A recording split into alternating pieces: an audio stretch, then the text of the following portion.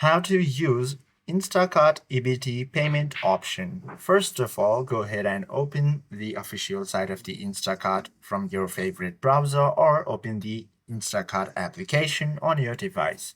Once you open it, all you have to do is tap on your profile icon. If you are on mobile device, you should be able to find the profile icon on the bottom right or at the top right. But if you are on website just like me, tap on these three horizontal lines, and from here, all you have to do is simply tap on your profile, tap on your account settings. Now, once you're here, you should be able to find another option called payment methods.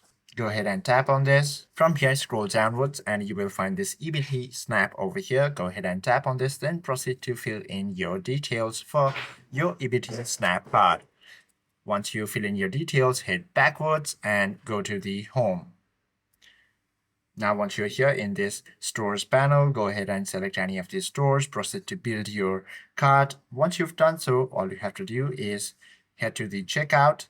From here, scroll downwards and you will find this add payment method. Go ahead and tap on this and select the EBT SNAP option and proceed to book your orders. And that is how you can use Instacart EBT payment option. Hope this video helps you out a lot. If you have any questions or queries, please do comment down below.